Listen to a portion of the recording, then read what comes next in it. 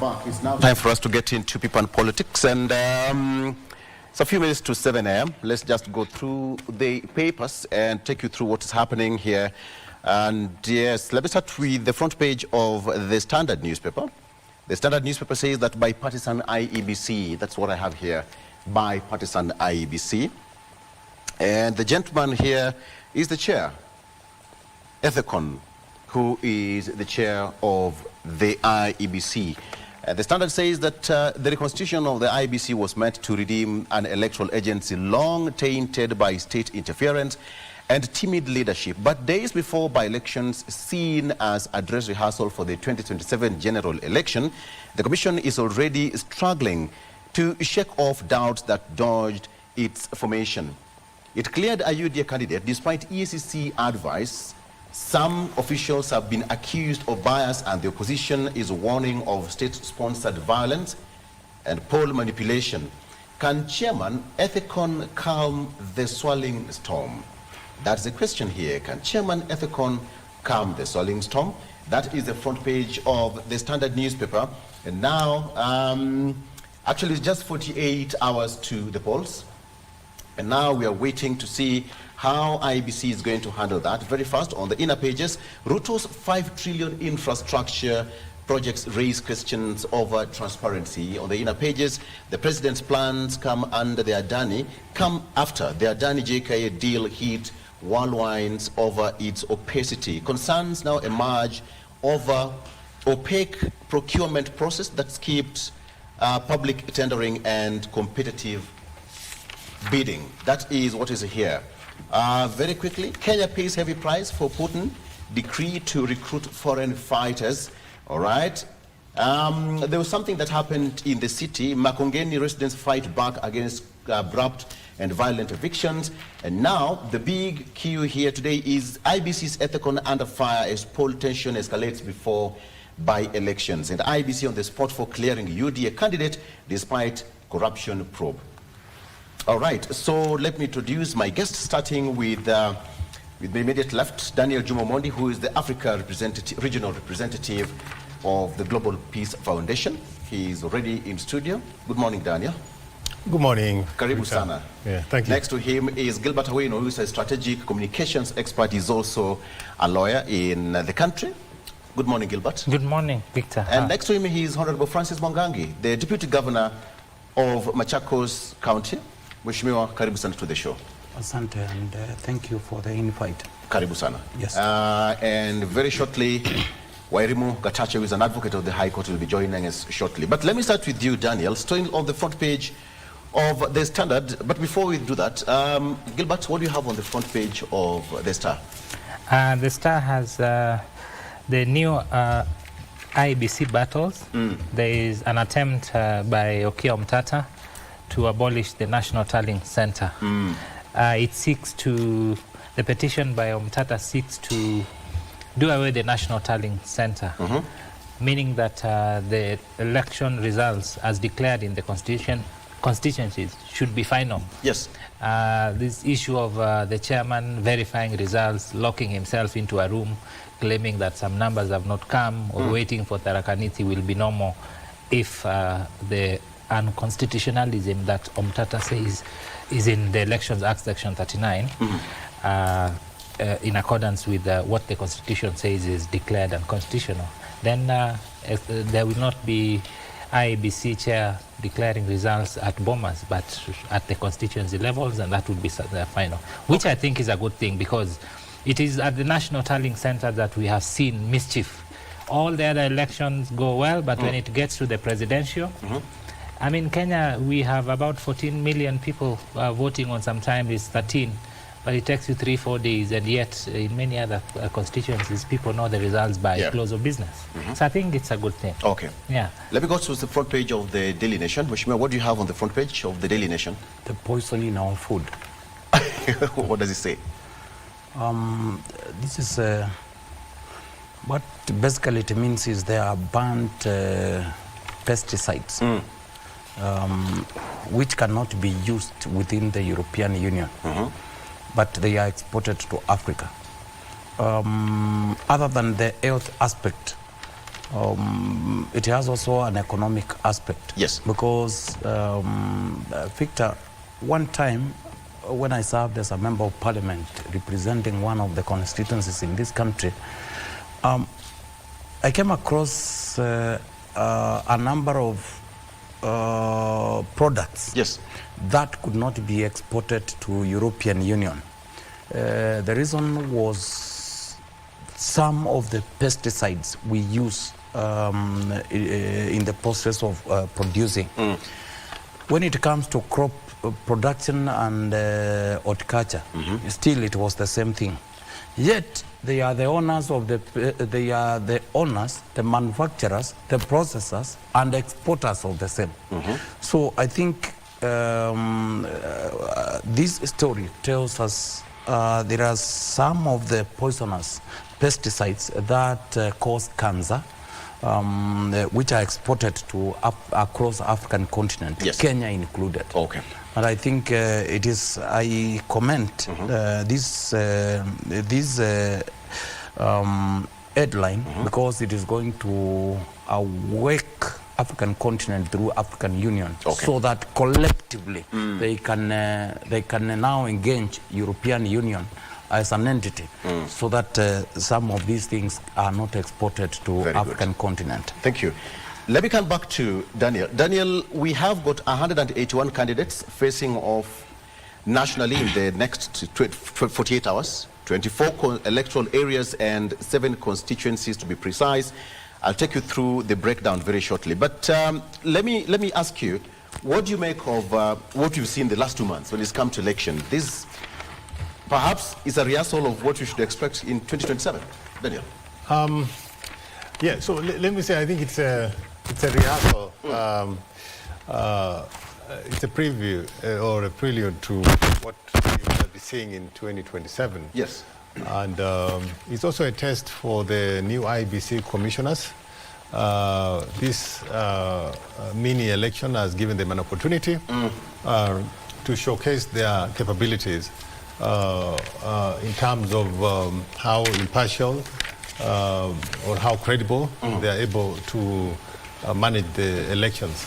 So I think I would not rush, just like the Standard has alluded, I would not rush to crucify IEBC even before the elections are done.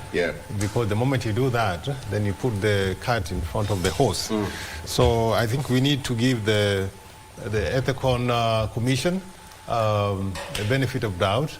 And just as you know, elections basically is about the will of the people. Yes. And the commissioner's role is very limited to just kind of delivering the baby.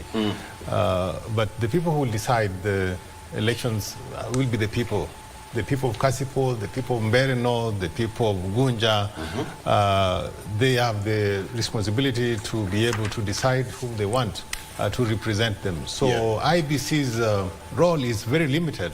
And also I see Senator Okia with coming up with this petition purportedly to remove the tallying center. But personally, I think that is another waste of time, a waste of time for the court, because I do not see what is wrong with the tallying center, because the tallying center is just a place where the results that have been declared are being collated and announced.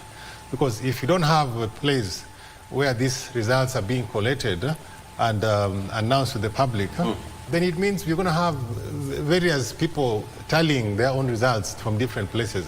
So I think Okia should have better things to do with this time, you know, because then I don't see how this changes the result of the upcoming elections. What we need to do is to ensure that we have an informed citizenry. IBC needs to be able to conduct civic education so that we have an informed citizenry. We have a problem in these elections and previous elections. And I've taken, you know, when I ran for Member of Parliament of Uganda in 2019 by election, the case of voter bribery, even though the electoral laws are very clear about voter bribery, but it was happening. It was happening. When we stopped campaigning in the evening, people are not supposed to stop. But from 8 p.m., there are politicians who, with impunity, they start campaigning with sacks of money, distributing money. So it's a case, and I think IBC needs to demonstrate that they can actually clamp down on violence during elections. They can clamp down on voter bribery. They need to ensure that everyone, without exception, obeys the electoral rules, so that we don't have a situation, cases of impunity, cases of politicians, campaigning with the machetes on their boots and giving young people, weed to go make noise, and this is the problem of our election, and it needs to stop. And I'm hoping the committee can be able to do that, the commission. Let's welcome Wairimu Gatache. Wairimu, good morning. Good morning. She's an advocate of the High Court of Kenya. Karibu sana. Asante sana. We've just left the train station. I hope you'll catch up with us. I will. I yes. definitely will. Karibu. Good thing I have the benefit of having been in the same panel with Mr. Daniel here and the DG here. It's only Wakili that I've not met before. Yes. But thank you for having me. Karibu. Now that your mic is on, let me ask you, we've seen a lot of high-octane campaigns the last 2 months, but in the last 1 week or so, we've seen a lot of drama and theater. I think everybody just drew the daggers from where it was kept, and we've seen a lot of tension and heat ahead of Thursday's by-election. Your take on that? In regards to especially the conduct of the political elite class, in terms of how the campaign has been carried out, the most important thing is to make sure that you quiet the tension, because you don't want the tensions and the political temperatures to rise ahead of such a contested by-election. We have to admit that the by-election has come at a time when politically the country is in a charged state, and it's important now, like for these by-elections, I think, unlike the others that have been held before, there is probably more popularity and more attention that is drawn, especially to some areas where maybe there are hotspots, and maybe where the new formed alliances are actually out here trying to show us what they have, how they want to try and create the roadmap to 2027. At the end of the day, we just need to have peaceful campaigns, peaceful elections. I am a huge proponent of democracy, and democracy is not only spoken, but also in your conduct. It's in how you carry out your campaigns. It's in how the police are going to handle this kind of period. It's in how the political class are going to handle it. It's in how the media will also play its role, the voters come out, and also how the IEBC, which now is on a lens as to how they are going to rebuild trust given the past electoral disputes, how they are going to rebuild trust and create that credibility to the public. Let's come back to DG. DG, it's been so hotly contested, and we've seen, for example, the Deputy President camping in Mbeere North for close to 1 week non-stop. And when you go to Malava, we have got different supporters of the UDA candidate. One of them is Farouk Kibet. We've seen Prime Cabinet Secretary Musalia Mudavadi there camping several times. But we've seen a lot of political crossing over. You see Senator Boni Khalwale, who is the whip in the Senate, supporting a different candidate who does not belong to the government. We've seen a lot of movement in the political circle. This is somewhat confusing. It's not. It shows the unpopularity of this administration. Period. But you have to fight for you. No. If you are you see, you have to stay where you belong until the end of your tenure. Let me give an example. We have a by-election in Machakos County, right? Momboni North, right at the center of the town, where we can say it is a cosmopolitan area, where all the communities of this country, you can find them. I've never seen Kalonzo there or any of these principals there. We are handling the matter at the very lower level. Whether it falls to UDA or not, it is not even our threat because we know we are with the people. So when you see, ideally, an appointed deputy president, as opposed to the one we elected as Kenyans, camping somewhere, it shows there's a problem. Why are they feeling the heat? Why are they? That is a very minor thing at the very lower level. That should be allowed. Farouk has camped in Malava for the longest. In fact, he was not even close to the late MP. But he has camped there. What does that one tell you? They need votes. For what?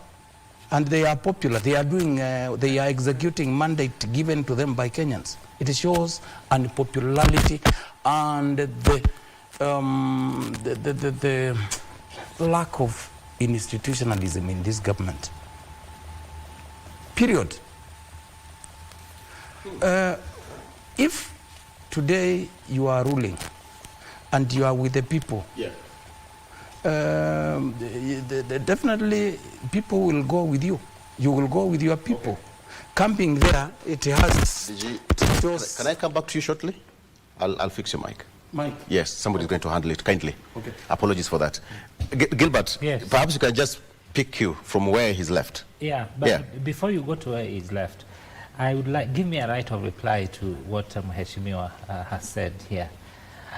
If you have been in this country from 2007, when Kiviti said he did not know who won, and he was waiting for Tharaka Nithi votes, it is only after devolution that we realized that Tharaka Nithi is actually a very less populated area. Yes. We imagine that it's such a densely populated area that could tilt the presidential results.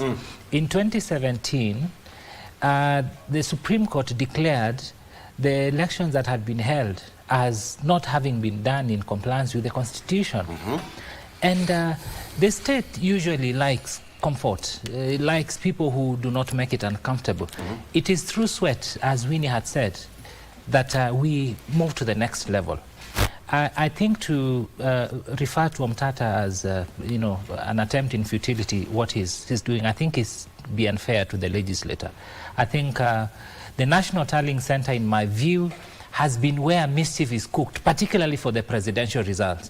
Kenya has all the other electoral levels going very well, but when it comes to presidential, so unless perhaps we are comfortable with the dishonesty that has been alleged to happen at the National Tallying Center, I think we need to give this a chance, because what has happened before has not worked in the interest of greater majority. But back to Malava and Mbeere North and the many places, including Kasipul, I think this is a test to the three gentlemen in this republic, four actually.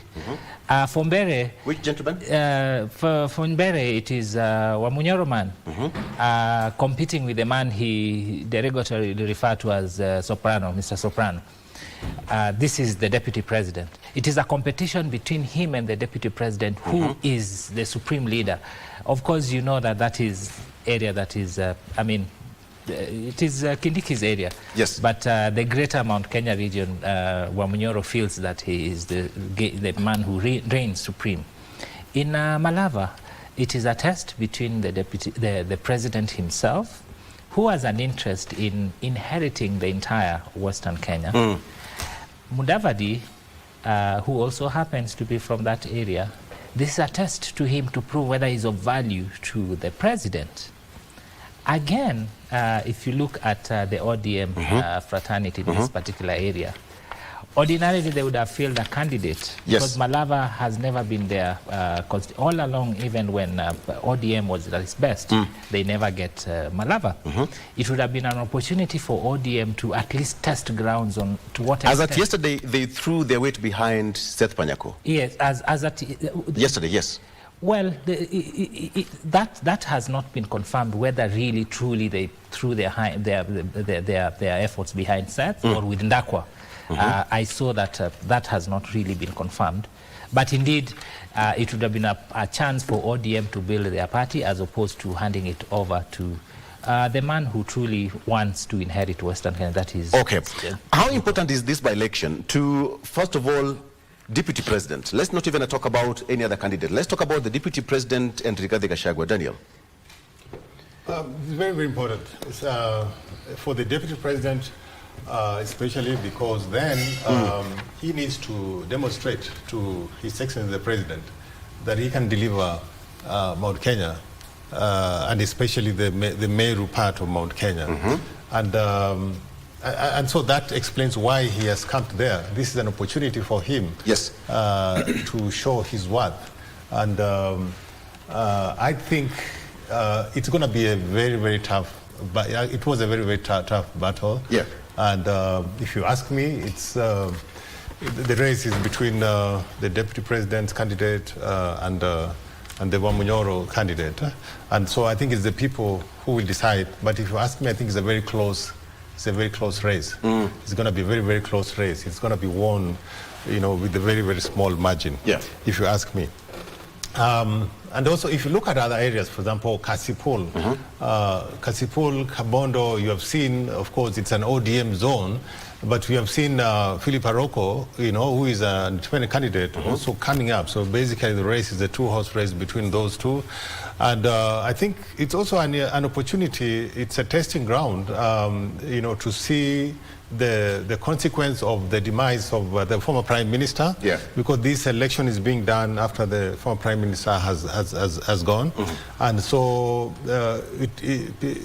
people are going to see how effective is Gladys Wanga, because she's the one leading that campaign, and how effective are the other, and also basically UDA and everyone will be saying, can ODM, after Raila, post-Raila, is ODM strong enough to whip the Luo Nyanza votes, to support yes, the president in the upcoming election? So it's a chance for them to see whether ODM as a party has the muscle to be able to whip the people, especially after Raila has gone, to be able to support the president. And that's why you see there's a big discussion regarding the broad-based government. You have just seen Badi, strongly, passionately, rooting for the support for the broad-based government. And it's understandable because, of course, he is one of the beneficiaries of the broad-based government. So right now, there's a scramble. It's a scramble for especially for Luo Nyanza. We have the opposition, of course, led by, Kalonzo Musyoka. Kalonzo Musyoka and William Ruto are the two protagonists for the Luo Nyanza votes. Kalonzo Musyoka, rightfully so, because Kalonzo Musyoka has stood with Raila Odinga in several elections, and he has proven to the Luo people that he is a darling of the Luo people, because he has, even last year when he was not given the opportunity to be a running mate, and Martha Karua was given the opportunity, Martha Karua did not even deliver her polling station, but Kalonzo Musyoka was able to deliver Kamba votes to support Raila Odinga. Raila Odinga would not have been formidable in his campaigns without the support of Kalonzo Musyoka.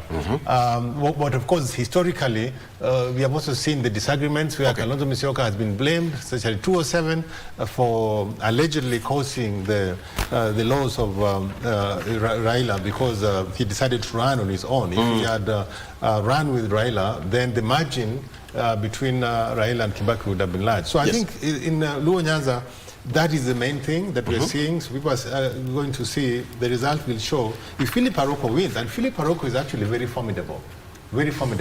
And if he wins, then it will upset the whole, people will have to go back to the drawing board. Interesting. And there's going to be some realignment. Gilbert is smiling by your side there. Yeah. Why are you smiling, Gilbert? Before I come to you, DG. I'm smiling because, yes, he's right that the only true friend of Raila politically has been Kalonzo Musyoka. The rest are people who have been trying to ride on the goodwill and the magnanimity of Raila Odinga. I was smiling because I was thinking of Mbere North and the interesting scenario that has unfolded. The DP candidate who has been embraced by the Wamunyoro team, yes, Mr. Ken, he's called Keno Maria, the popular musician, the one who has done the Mudhoni Kifagio. That song I have really liked. I didn't know it was done by him. That is the equivalent of Merimela, if you ever had Merimela, or the Swahili one called Hauvumi Lakini Umo. There is a song like that.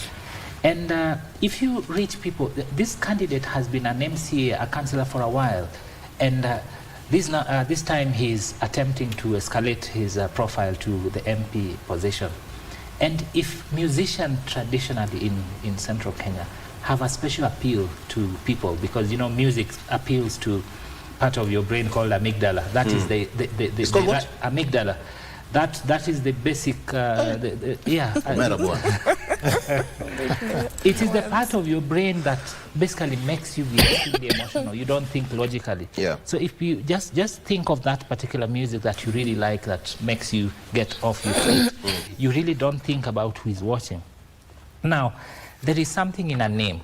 Even though it has been alleged that the Wamuthende man, Mr. Leo, changed his name to run away from the allegations of corruption and the report by EACC, I'm thinking they thought, now that we have a guy of Mudhoni Kifagio, Keno Maria, someone who really appeals to the emotional part of human beings, what is the equivalent? So, because it's a do or die for Kindiki, to prove that Mr. Ruto was not right to leave him instead of Wamunyoro. So they approached this gentleman, in my view, and asked him, what name do you think can match your formidable competitor? Let's give you Wamuthende. And I hear, I'm not from there, but Wamuthende has everything to do with your something bottom up, something the lower part of, something that really, such things identify with human beings. So I thought that these people would want to get a match for the emotional part of human beings. At this point, even though President Ruto is interested in the winning of the guy from his side, the person who must prove his worth is DP Kindiki, because 2027 is coming. The president has a choice to make him a running mate of value, or continue saying, I left you all along because I know you're good, but politically you might not bring any value. Okay. Yes, that's why I was smiling. Great insight there. Yeah. Your mic had a problem, but I'll come back. Let me just come back to you now. You make your submission, but also, how important is it? Because he's also spoken about, just talking about the deputy president and the former, that is Rigathi Gachagua. How important this by-election is going to be? Next 48 hours is going to be a testing ground for almost everyone, especially the two. First, allow me to say something on the Omtata's petition. I think there was a court in this country that ruled the final of the announcement from the polling station. I think we should uphold that, and I'm a firm believer that we should start voting at the right time at 6, and by the time we get 5, every Kenyan, everybody anywhere in the world knows who is your leader, whether an MCA, whether president, whether governor, whether senator. That is possible. These stories of so many things transporting votes from polling station to constituency, from constituency to county, from county to I don't know where, then tallying center is of no help to anybody. Let's embrace technology so that once Kenyans start voting, within the stipulated time, we are able to know who our leaders are, and that is done, whichever level of leadership. We all know what happened at the National Tallying Center in just the last general election in this country. People trying to overturn people's will. I strongly support this Omtata's petition, because it is going to heal a lot of things. Coming to your question on the stakes in this election, I think, Victor, stakes are high. There is the direction, the road map, to the 2027 general election starts soon after this week's elections on Thursday. If government loses and their surrogates, then it confirms what Jay-Z did in parliament. It will confirm they were right. If the government wins, we on the other side, we have our job to do. So it's very important. On the other hand, there has been a talk that there's this, the deputy president and his position and the future elections. He has to prove himself. Actually, it is him to prove himself and the worthiness of the position he holds. So, but what I don't agree is this consistency. Yeah.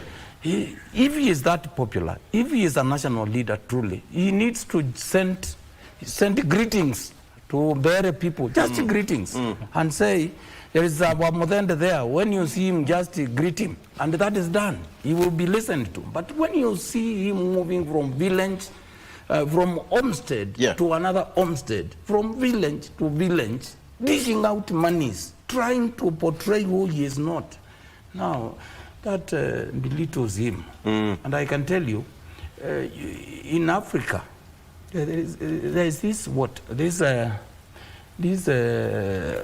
I think it was Ole Soyinka. Yes. Who said, not Ole Soyinka, actually, it is Thomas Jefferson, one of the America's founding fathers and the president, who said the best, the well-informed citizenry is best defense against tyranny. This government is known to be hard when it comes to Kenyans. Yeah. The government is known to push some unpopular policies to Kenyans, irrespective of the feeling of the same citizens. I think that will be tested in these coming elections. Okay. Wairimu, when you listen, we are not seeing female candidates, not so much, out of this by-election. Why? I don't know. It's just a general question. Yeah. I'm also wondering why we are not seeing strong female candidates coming out and their names being called, that somebody, so-and-so, you know, Gatasha is giving Victor a run for his... I'm not seeing that. Yes. It's also something that we have all noted. It speaks to, for instance, because they are female candidates, I have maybe taken some interest to know other candidates other than those that are in the full glare of the camera. Yes. They're there, but for a reason or another, they've not been embraced by the quote-unquote two sides of the campaigns. There are many reasons why that could be. Maybe they do not seem to align with the policies of the two groups. Yeah. But it's a good observation, and I think we will encourage more women, more youthful I don't know people. what you think about the deputy president's camping in Mbeere North, because look at it this way. The seat fell vacant, and the candidate, that seat was met, actually it was under DP. Who is the party leader of DP? Former Attorney General? Yes. Okay. Yes. And now, the DP is also camping there. Could it be a setup on behalf of, you know, on the side of Rigathi Gachagua? Was it a setup to declare that seat vacant to test waters from a distance? Could be. It could be. However, I think that we understand that we also have a competition for kingmanship within the Mount Kenya region. And there are feuds between people that maybe those that have self-imposed themselves as the kingpins, those that give directions from the sidelines. I was just looking at the Daily Nation, page 8 of the Daily Nation, where they say there is no end in sight to the Uhuru-Gachagua political feud. Of course, when you look at there is the ex-DP, there is the former president, and now there is the deputy president, who all want to appear to control this vote-rich region, the Mount Kenya. So it's going to be an interesting by-election. It's obviously going to be an interesting road to 2027 as we see who will be able to take up the control of that region. Yeah. Because there are those that have come out and they are wary of some people that have imposed themselves as the kingpin. So we will wait to see what exactly, how it plays out. But ideally, I think as we move forward, it's about time we moved away from ethnic patronage, away from the party politics, and we look at what these people that are running, these candidates, what they actually offer. Because at the end of the day, it should not matter on book. Yeah. It should not matter who wins, whether you're from this party or the other party. It matters that we take people to parliament who are able to address the issues of the electorate. That way we'll have won as Kenyans.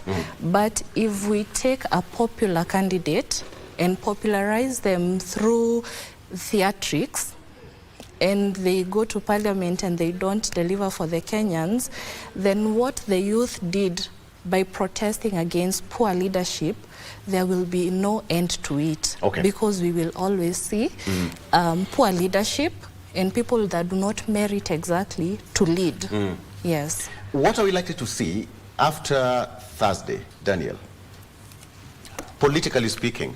Yeah, politically, as I told you, as I said earlier on, this is a test, actually, also for the president.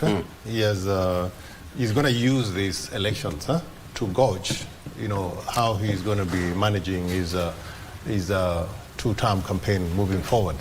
For example, if you go to Luo Nyanza, for example, Luo Nyanza, one of the voices from that side has been that if the president wants the Luo votes in total, then he needs to appoint a running mate from Luo Nyanza so that all the Luos can actually vote for the president. So that has been that is the feeling on the ground. Otherwise, if he doesn't do that, then there's a chance that some voters will go with Kalonzo, and also he's going to get some voters. So it will divide the Luo Nyanza into two. But if he is able to get a running mate from Luo Nyanza, then he has a chance of getting more votes from Luo Nyanza. So this is an opportunity for him, to see, for example, because even before Raila passed on, there were rumors that Gladys Wanga, you remember the president had some point, said that the next election, he needs a woman running mate. Yeah, he said that when Gachagua was still the DP. So, and there had been some rumors that maybe Gladys Wanga would be one of the people. So for Gladys Wanga, that's why she is desperately trying to win these, to make sure that ODM wins the Kasipul, Kabondo, because then she demonstrates that she has the ability to actually get some votes for the president in that region. So I think going forward, it will just be an opportunity for an alignment. But there's going to be nothing really big. There'll be nothing big. Life will go on, and life will go on. But politically speaking, many people are going to be. It's not going to be easy for so many people. I know it's not going to be easy, but then it's a chance. It's a chance for both sides to actually test themselves. For Wamunyoro, it is an opportunity for him to demonstrate that he is a force to reckon with in central Kenya, but also for the president. This is one thing that it's going to be a lesson for him, because for me, I don't see the need for choosing a cabinet. The constitution basically said that the cabinet initially, the cabinet secretaries were not supposed to be politicians. Yes. So I do not see the need for the president to poach politicians, especially those who have been elected. For Ugunja, why take Wandai is busy serving the people of Ugunja and bring him to cabinet? Well, there are so many Kenyans, even from Luo area, that could have been given that position. The same with Ruku. Ruku was an ardent supporter of the president. So why remove him? And why would he have? Because then if he loses Mbere, then it's going to be a lesson for him that it is not safe. It's not a good bet, you know, to remove those who have been elected just for them to be appointed. Because there's so many Kenyans who can serve in the cabinet. That's a very good observation. Gilbert? For Kasipul Kabondo, it's really going to matter after the elections are held there. Why? Because we have seen Aroko being helped to campaign by former Nairobi Governor Kidero. Those were the original Ruto supporters from Nyanza. We have seen Obado standing on top of tables there, campaigning vigorously for Aroko. And we have also seen the original Ruto supporters who were anti-Raila before Raila came in have identified with Aroko. On the other hand, the latest exuberance, the Wangas and the rest, are campaigning so viciously for Boyd, not so much for Boyd himself, but to continue asserting to the president that if you have us, you're okay, you don't need these people. And these people are saying, these people are cheating you all along. They have not made their house in order. We can, if Aroko wins, you will see the Obados and the Kideros actually sticking their heads much higher and saying, we are the people who are reigning supreme in the, particularly the Nyanza, South Nyanza region, where Raila has been getting near 99% support compared to Central Nyanza, where he comes from. So it really means something for both Gladys Wanga and the Aroko team. On the question of having a woman and perhaps as the deputy, I think the president at this point, he's a guy on a seduction mission. So he'll tell everybody everything. I'm sure there are so many politicians harboring the desire to be his running mate, including Kindiki himself and many others. But at this point, everyone he speaks to, he will say, we can't give it to you, we can't give it to you. We've not seen Honorable Kalonzo Musyoka campaigning so much, even in Machakos. And you're so proud of that. Saying very well that she's... No, he just said greetings. But he has been to Magarini. He has been to western part of the country, particularly in where the president's aide has camped, Malaba. He was there the other day, and now he is back at Magarini. So in the case of Machakos, I think you know, his word is law. Yes. Once he says this is the direction, that is okay for majority of the people around there. Secondly, allow me to comment on something that he said.